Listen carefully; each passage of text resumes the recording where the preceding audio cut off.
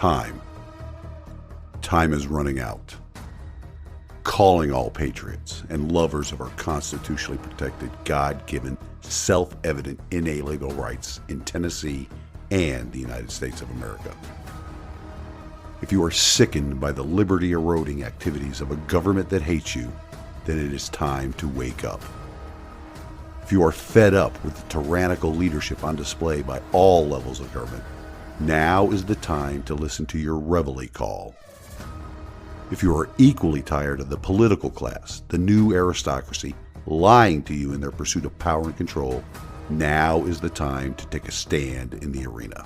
Please welcome your host, Larry Linton, U.S. Navy veteran and candidate for Tennessee House of Representatives, to the Liberty, Leadership, and Lies podcast.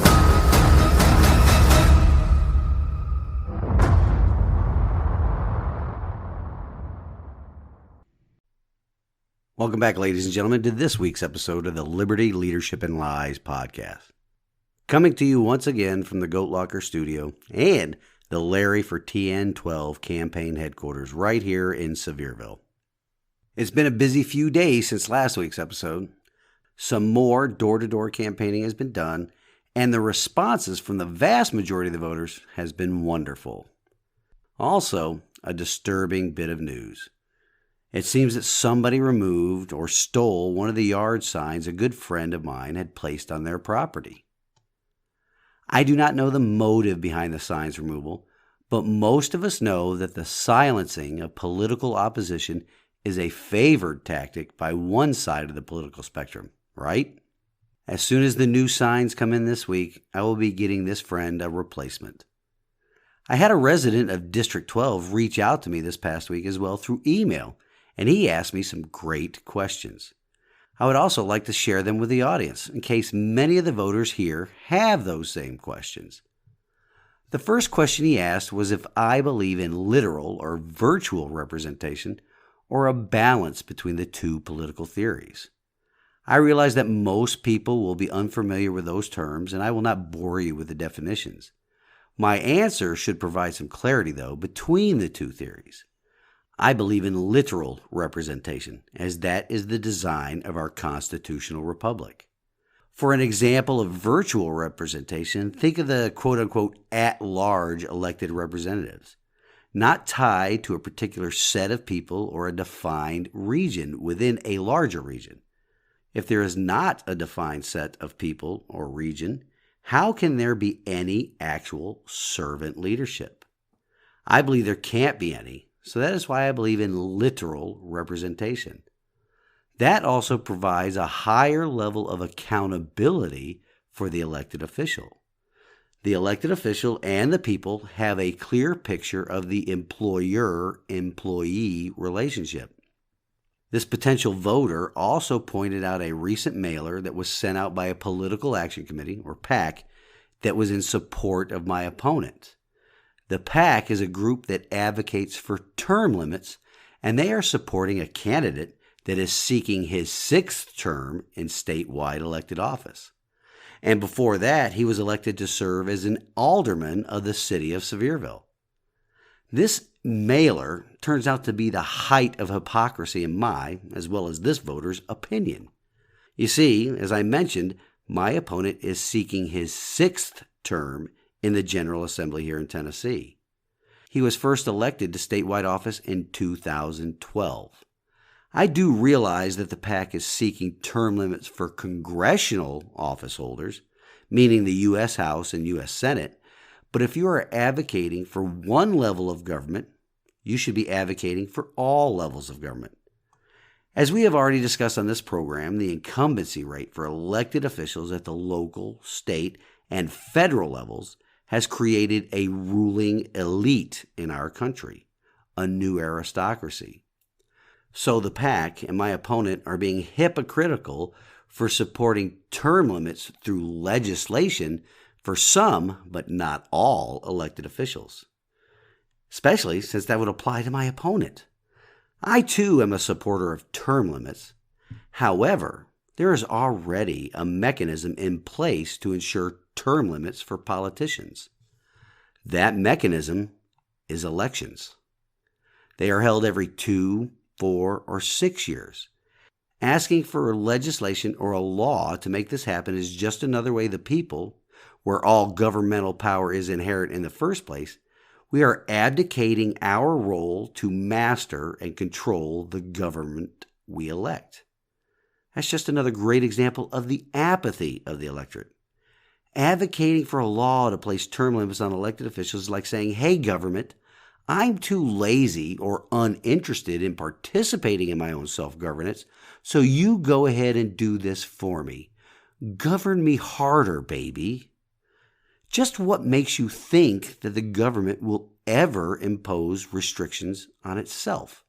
Restrictions on its own power and influence. That is how our constitutional republic is designed, so that we place the power and the restrictions on government. All of these people talk a big game when it comes to term limits, but how many of them do you see self-impose those same term limits on themselves? Very, very few. Then this voter asked some other background questions. A few that stand out are this: how familiar am I with local politics? What caused me to consider seeking public office? How accessible, open, and transparent would I be if I were to be elected? Would I do town hall meetings? Will I be debating my opponent? Well, let's take those questions one at a time. The first, how familiar am I with local politics? I'm not too familiar with local politics, meaning the local players, but I am sure that the local politics here in Sevier County is the same as elsewhere around the country. It is often a good old boy network, if you will. It's not what you know, it's who you know. Nepotism and incumbent protection, both of which are enabled by the apathy of the electorate, which is a bigger obstacle than anything my opponent can throw at me. The next question: what caused me to consider seeking elected office? Longtime listeners and followers of my website know the answer to this question. I will condense it down to this. I decided to run for office when I saw that government was not performing its primary function, securing the liberty of its citizens. Instead, government was trampling down on the people's liberty. We have become a government that is no longer of, for, and by the people. The government we have right now is controlled by the political parties, each of them devising ways to rob us of our sweat equity and our liberty in order to keep them in power. As for the question about accessible, open, and transparent, as well as doing town hall meetings, again, this can be tied right back to apathy. Accessibility, openness, and transparency are the hallmark of a government that is performing its primary function of securing the people's liberty. The apathy of the electorate has led to the people not demanding this of their elected officials. For me, I will continue to do this podcast once elected so that I can spread the word about what is actually happening in Nashville. I will not allow my fellow elected officials hide behind voice votes in committee and subcommittee. I will let the people know exactly how individuals in the General Assembly voted on liberty-protecting as well as liberty-eroding legislation. I realize that doing this will not make me many friends in political circles, as well as it invites attacks against me. Realize this, though. When I am being attacked for demanding accountability for elected officials and enhancing transparency from government, they are not just attacking me. They are attacking our representative form of government, where all power is inherent in the people. Transparency in Nashville will put an end to the current state of business-as-usual political situations. All elected officials need to be reminded of who exactly they work for. It isn't PACs, it isn't corporations, it is the people. Look, folks, I'm a retired United States Navy Command Master Chief. I learned long ago to not bring any feelings to work. I did that once, and the feeling got stepped on, so I no longer operate that way. My candidacy is about following an oath to the Constitution and restoring the principles of self-governance in our constitutional republic. That means a restoration of the relationship between the states and the federal government, where the states are the federal government's sovereign, and the citizens are the sovereign of the individual state governments. It's as simple as that. If I'm attacked for that, it is because the people or groups attacking me do not want the citizens to reclaim their sovereignty over government. They want to keep that for themselves. It is also about returning servant leadership to elected office, where the elected official is humble enough to know their role as the people's servant, not the PAC's servant or the corporation's servant or the political party's servant, but the people's servant. It is also about making sure each elected official is hungry for a restoration of our nation's foundational principles by strict adherence to the limitations placed on government by the state and federal constitutions. Additionally, I will commit to conducting frequent town halls, in person, not virtual, and right here in the district. You see, I realize that if the voters elect me to this position of what I know to be special trust, my time isn't just my own. I understand the employer-employee relationship. It is the duty of every elected official to have a consistent and open dialogue with their constituents, their employers. So speaking of leadership being humble and hungry, as I mentioned in the weekend update, I wrapped up last week with the men's ministry of my church. It was a wonderful time of fellowship and worship that really served to re-energize me in so many different ways. Spiritually, of course, but also mentally and physically as well. The nearly 300 men in attendance participated in many different events over the course of 2 days, but what I enjoyed the most was the small group breakouts we did. I heard some key words while participating in discussions with my small group that I had been hearing and reading about in the weeks leading up to the retreat. That would be considered uncanny or a coincidence by people of no faith. Well, at least no faith in God Almighty. I see it as providence, though, or being still enough to hear the voice of my Creator, a God that loves me more than I can ever love myself or be loved by people in this temporary life. We'll discuss some of those words or phrases and how they relate to leadership, more specifically servant leadership. Here are the words and phrases that I've been hearing or reading for the past few weeks leading up to the men's retreat, during the retreat, and the small group discussions, followed by the message my pastor preached this past Sunday. Then I came across these words and phrases again Sunday evening and Monday morning while talking with my wife, as well as at the twice-monthly breakfast with the men's ministry this past Tuesday morning. Here we go. Humble and humility. I believe that in order to be successful in any endeavor, one must be humble. Whether it be a pastor leading his congregation or somebody seeking or serving in elected office. Without humility, the position becomes what is important, not the service or servant leadership the person needs to possess and live out. When I mention hungry, it is not the food kind of hungry, but the spiritual and the servant leadership kind of hunger. Lacking that hunger, the hunger to serve your fellow man, a person can develop a hunger for things like power and control that will never satisfy them. No amount of power and control will fill that hole in people's souls. Childlike faith, that's another word that I've been hearing a lot lately. I believe that having a childlike faith, not only in my faith walk with God, but with my fellow Americans in the work that we are doing to restore our constitutional republic. I believe that is necessary and proper. If you remember from this past weekend's update, we discussed encouraged and discouraged. Encouraged people encourage other people. Discouraged people discourage other people. Encouragement and discouragement is contagious.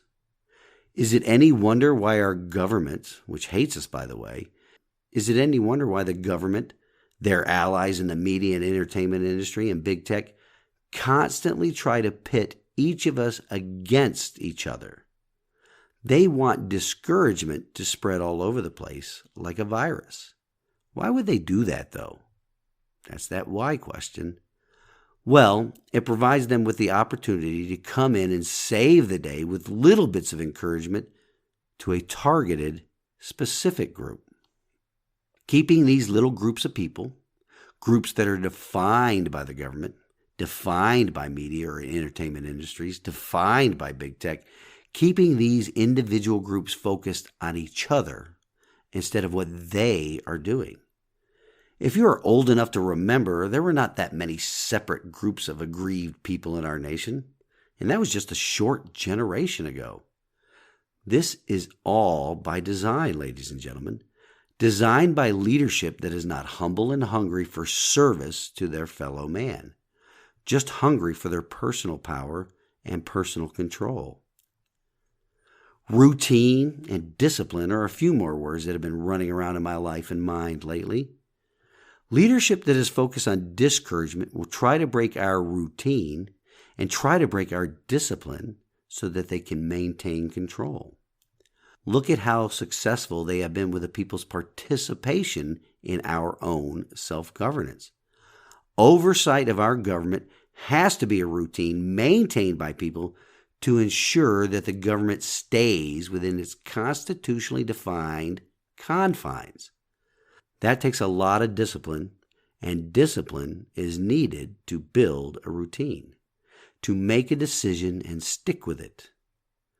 The word doubt has crept into my mind as well, doubting my decisions and doubting my actions, doubting my purpose, doubting the decision that I made to put myself and my family, especially my wife that supports all of my career decisions 100% since the day we were married.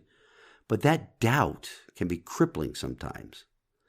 Then I think about these two questions that every citizen should be asking themselves as our country is devolving before our very eyes.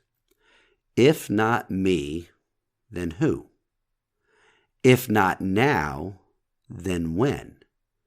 I have said this before and will say it again. There's nobody coming to our rescue. And if we delay too long, it will be too late. We must all make the decision to take a stand in the arena if we can keep this republic, as Benjamin Franklin warned us. The phrase questioning attitude has returned to this new endeavor I am in right now as well. It was a regular part of my military and my consulting career. You must have a questioning attitude of your surroundings to keep yourself and the others working with you safe. Walking into any work-related situation, having the questioning attitude that thinks about what is the worst possible thing that could happen and what is the most likely thing that will happen will keep an individual and their teams safe. The citizens in our republic need to have this questioning attitude as it relates to the actions of government. They must ask questions like, why is this bill being introduced? Or why did this bill get killed in subcommittee? Why are they raising taxes? Why is this individual running for office? Much as the individual who sent me an email asking why I decided to run for office. Each of us needs to truly investigate people who are in elected office or seeking elected office. What is their motivation? Do their actions match up with their words? I can almost guarantee that their walk no longer matches their talk after being in elected office for a long period of time. Why is that? Well, it's because the citizens, you and I, do not have a questioning attitude towards our government any longer. Well, some do, but not nearly enough to alter or correct their behavior once in office. Motivations often change once elected and because of money. I promise that I will do my best, if elected, to stay humble and hungry to serve the people of this district. But that is, or needs to be, a two-way street. Each of us needs an accountability partner in life. There needs to be a person in our life that will hold us accountable for our words and our actions. Sometimes that could be a spouse. And let me tell you, I found the perfect accountability partner in my wife. Sometimes it's a close friend. Sometimes it's a member of your church or at work. But when elected to office, the accountability partner becomes all of the people that elected you, all of the people that you're supposed to represent, the people that placed you into a position of special trust. Do you see how that is missing right now in our state and in our nation? Here in Tennessee, we have elected officials that promise to govern based upon Republican Party principles as well as constitutional principles. Since they're accountability partners, us, have not held them accountable, we have what we have right now. You know who or what else is supposed to be an accountability partner for elected officials? Yes, a free and fair press. Are they doing their jobs in that aspect any longer? Look at the individual holding the highest elected office in our republic right now to find that answer. It is sickening to see their fawning over the obvious mental decline of that man, as well as how they are covering for him and his family's influence peddling scheme that goes back decades. All of it paid for by the taxpayers in our republic. Ladies and gentlemen, we all need to develop the routine and the discipline to ensure we have a questioning attitude with our government. We need to encourage each other to take a stand in the arena in the defense of liberty and our constitutional principles. We also need to not allow the actions or inactions of our current elected officials to discourage us. The same goes for their willing allies in the media, entertainment, and big tech industries. We cannot allow them to discourage us from participating in our system of self-governance any longer, because it only furthers their goals and erodes our liberty. We need to approach everything these people do with doubt and a questioning attitude, while at the same time no longer allow them to sow the seeds of doubt into our activities, as well as doubt among each other. With that, this week's wisdom from God's Word comes to us from Proverbs 18:12. Before destruction, the heart of man is haughty, and before honor is humility. Being haughty means they are disdainfully proud or scornfully arrogant. Elected officials throughout the state and the nation are no longer behaving or leading as servant leaders. The incumbency rate in our state and in our nation has erased their humility. They are no longer humble servant leaders. That has led to their hearts becoming haughty. Their haughtiness has changed their hunger for service to hunger for power, money, and control. The new aristocracy has destroyed many people's childlike faith in our constitutional republic and many of its institutions. This same ruling class of elites are encouraged by the apathy that keeps them in office. There are examples of that all over our televisions, computers, and cell phones every day. Take the recent scramble by elected officials here in Tennessee to put their name to a piece of paper decrying the heinous acts of barbarism that Vanderbilt University Medical Center was performing on children. So on the 28th of September, a little more than a week ago, 56 legislators in the Tennessee General Assembly jointly signed and sent a letter to Vanderbilt University Medical Center stating the following: "My colleagues and I," while the original letter was drafted by Representative Jason Zachary of the 14th Legislative District, which is just a few miles away to the northwest of District 12 here in Sevier County. Anyway, the letter continues. "My colleagues and I in the General Assembly are alarmed by recent reports detailing the surgical mutilations of minor children at Vanderbilt University Medical Center." And on the letter went, detailing information that was publicly available for quite some time now, by the way, by a journalist in reporting just prior to the General Assembly drafting that letter. Of particular interest to me and many others is the following statement in that letter. Tennesseans across our state had demanded a swift response and call to action. We agree that these revelations require the legislature to act immediately. Well, act immediately? Really? The information that Vanderbilt has been abusing children with surgical mutilations, as well as drugging with medication used to chemically castrate child sex offenders, That information has been in the public square for years now. Act immediately is only because more people are aware of these atrocities. As a matter of fact, the Iron Lady of the Tennessee Senate, Senator Janice Bowling, proposed legislation that would have prohibited this euphemistically called gender-affirming care from being performed on minor children a while ago. What happened to that piece of legislation? Of course, it was killed or tabled in committee because of the moneyed interest behind this abuse of children. The trans clinic at Vanderbilt was opened in 2018, and one of the doctors that was instrumental in its opening stated that it is a big moneymaker because these mutilations of minors require lifelong follow-up appointments. Why didn't the General Assembly act immediately in 2018? Because there, not all of them, mind you, but a majority of their hearts have become haughty. They have no honor because they lost their sense of humility. They are no longer humble servant leaders for the citizens they are supposed to represent. They are not humble, but they are hungry. Hungry for money, hungry for power. And yes, my opponent put his signature to that document as well. Each of those 56 legislators knew, or should have known, that Vanderbilt was surgically and chemically mutilating children for years now. They are only acting now because the rest of Tennessee is aware of the evil being performed for the love of money.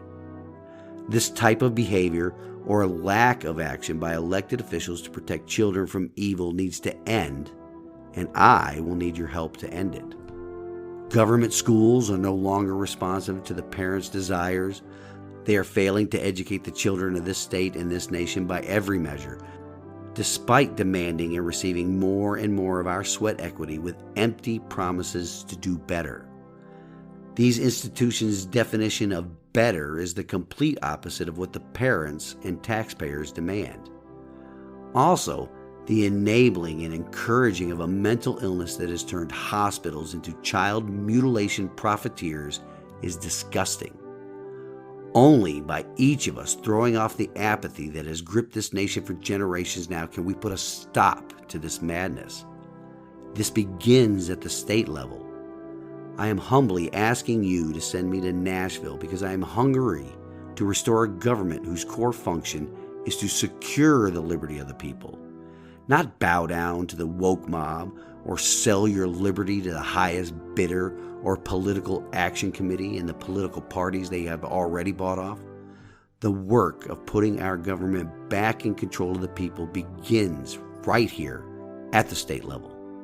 From there, the states can put the federal government back into its constitutionally designed role. I will need your help. I humbly ask for your vote. Until next week, stand in the arena with me. Reveille, it's time to wake up.